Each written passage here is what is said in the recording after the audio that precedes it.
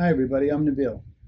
I'm a fractional CIO here at Dataprise. Today, I want to talk about AI adoption in the workplace, in particular, Microsoft Copilot and how to roll it out safely and securely. If you're like myself and my colleagues, things are moving way too fast with AI. We love AI, but it moves too fast and there's a lot of noise. We're here to help you filter through the noise and do this at your own pace. I'm joined today by Damian Ringgold. He'll set the stage on what Copilot is and how it fits into your current existing Microsoft environment. Then Saurabh Chopra, who'll focus on governance and accidental data leakage. After that, we'll bring in Tad Doyle, who'll walk us through the cost, benefit, and ROI of Copilot. Batting up cleanup, we got Tara Bartles. Tara's the manager of advisory services. She'll cover the practical rollout sequence: readiness, governing, training, and piloting. Today's session is about balancing AI productivity along with governance and security, how to keep AI inside your boundaries, how to avoid shadow tools, and how to make sure that $30 a month per user actually turns into real value. With that, let's jump right in. Damian, introduce yourself and tell us what Copilot is. Hi, I'm Damian Ringgold, and I've been with Dataprise for 6 years. And to answer your question about Copilot, ChatGPT, and AI in the workplace, let's break that down clearly. What is Microsoft Copilot? Copilot is Microsoft's AI assistant that lives inside your existing workflows. It's embedded directly into the tools your team already uses every day, tools such as Outlook, Teams, Word, Excel, and Edge. It can summarize long email threads in seconds, draft responses, organize notes from meetings, answer questions using your company data, build reports in Excel, or create content in Word.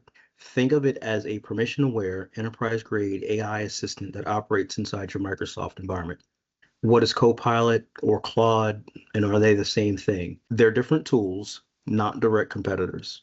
ChatGPT and Claude are general-purpose AI chatbots. They're powerful, flexible, and great for brainstorming, research, and drafting content.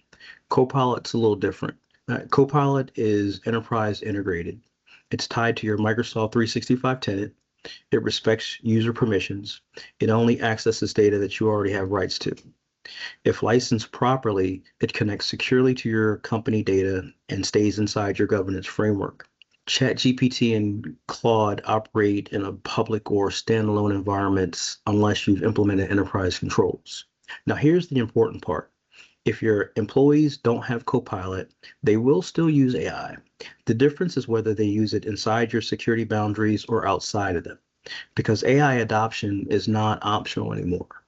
Your employees are already experimenting with AI to save time and work faster. If you don't provide a governed enterprise supported option, they'll paste internal emails, client information, financial data, intellectual property, and such into public AI tools. Not because they're careless, but because they're trying to be productive. Banning AI doesn't stop the usage, it just drives it underground. The safest strategy is to embrace AI on your terms. Provide a secure, permission-aware tool, establish governance, define acceptable use, enable productivity without sacrificing control. If you don't give people Copilot, don't worry.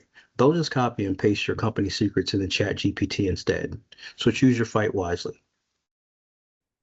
Thanks, Damien, for decoding what Copilot is for us. Now that we know what this thing can do, we should probably make sure this thing doesn't fly out with our data. Saurabh, let's hand this over to you and talk about AI governance and how to keep this plane on a secure runway. Hey folks, my name is Saurabh Chopra. I've been with Dataprise as a fractional CIO for the last decade or so. Gosh, that feels like a long time now. Fun fact, I tried explaining AI to my daughter yesterday, and she asked if the vacuum was going to take over the world, and now we have a robot vacuum with trust issues. When it comes to AI, some of the things that I like to focus on is definitely governance. And what does that mean really in simplistic terms? The rules that apply for any sort of like prevention of accidental data leakage issues, right? Think about it from that perspective. Any sensitive information that you want to make sure is well safeguarded. Without any rules, AI adoption becomes an enterprise risk rather than a competitive advantage for most companies. In real life, safe usage, governance usage, what does that look like?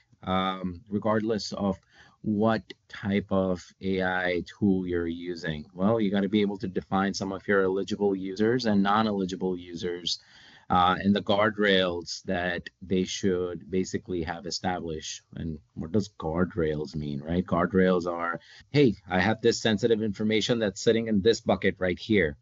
Only my human resources people should have access to it and nobody else. So if I go to my AI chatbot, i.e. Copilot, and ask, hey, what is my manager's salary? Nobody should have access to that. That's a big no-no. So we want to make sure that you have some sort of guardrails like that set up, so folks who should have access to information are the only ones that are accessing that information. Hey, shadow IT is a big thing, right? We want to make sure that folks have access to only approved tools, like I just mentioned. Yeah, within your firm, if your enterprise grade tool is Copilot, then that is what is used and approved for use, and some of the use cases that tie around that too. And then, lastly, I would say, as you're continuing to use, keep one thing in mind: you got to keep human in the loop. Risk exposure for any enterprise is a thing, so you want to make sure that we're continuously monitoring that, continuously weighing that and measuring that, so that if there is any type of additional guardrails that we need to add in terms of, think about multi-factor authentication, think about, you should only be able to access this type of data from a certain location. Then let's establish that, so that we don't let bad actors get access to our information. And further to that, also our AI engine shouldn't have access to the information that it shouldn't be able to respond on. So in essence, think of governance as your seatbelts, right? My daughter keeps telling me that apparently she doesn't need them, but I keep telling her, then why should you test the airbags, right? Don't want to do that. Thanks, Saurabh. Now, of course, someone's going to ask, what's this going to cost me? So Tad, can you help us math over there? Is $30 real value, or is it an expensive autocomplete? Hello, I'm Tad Doyle. I'm one of the fractional CIOs here at Dataprise, working on this team for over 10 years, helping our strategic clients with their needs. So in terms of the $30 a month cost per Copilot, is it worth it? Well, you need to think about some simple math to answer that question. $30 a month sounds expensive until you really measure like the output that you get for that spend. So if your average employee is costing you around $50 an hour fully burdened, and Copilot saves just 1 hour a day of their time, then you're looking at over $1,000 a month in value from a $30 a month investment. Even if Copilot is only saving them 15 minutes a day, that ROI is still very meaningful to your operational bottom line. Should everyone get a license for Copilot? Maybe not at first. Think about starting with 5 to 10 of your most highly leveraged roles: your managers, communicators, marketers, analysts, project leads. And then after giving them the license, you would want to track like 30 days of their output.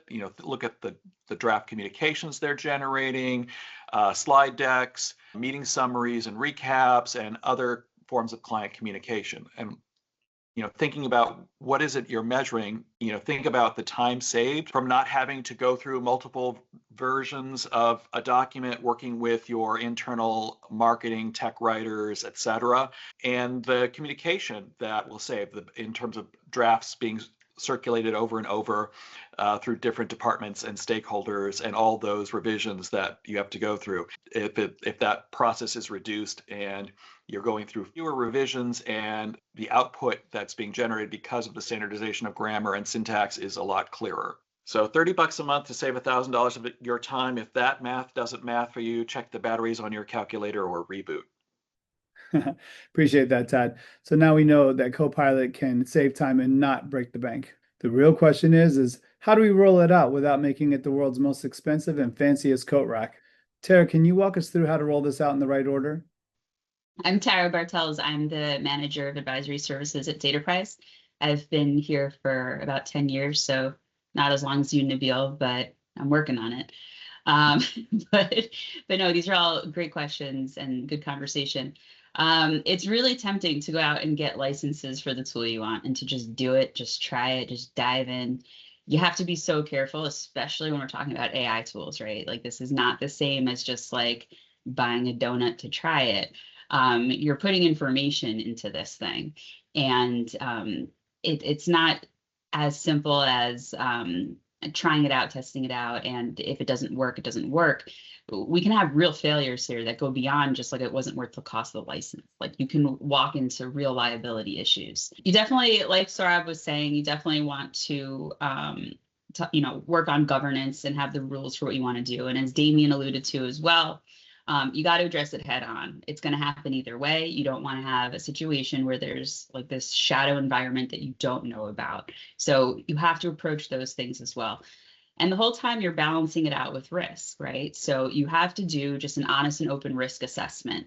And you got to touch on different things, right? Not just data risks, but departmental risks, some behavior risks, right? Like what are people going to be most likely to do? And that's where you can kind of dive into that mindset of, okay, well, what's the typical staff member going to try to do, right? It's just a thought exercise, but the truth is that it's probably going to happen, and you have to balance that risk.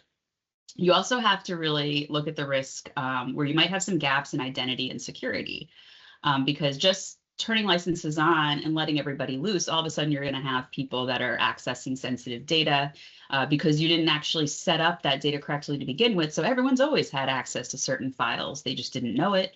But now that they're interacting with this chatbot or Copilot, all of a sudden they can see the entire P&L, people's compensation, whatever the case is.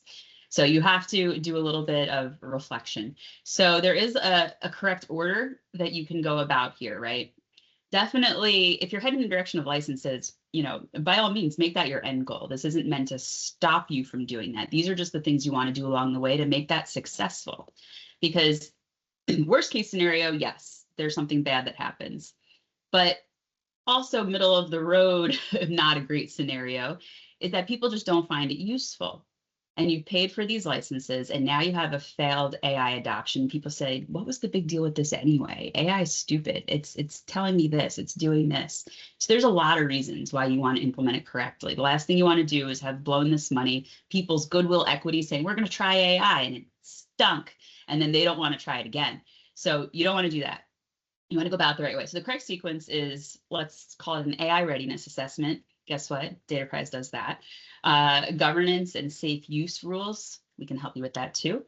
Targeted training. I'm going to say it again. We do that.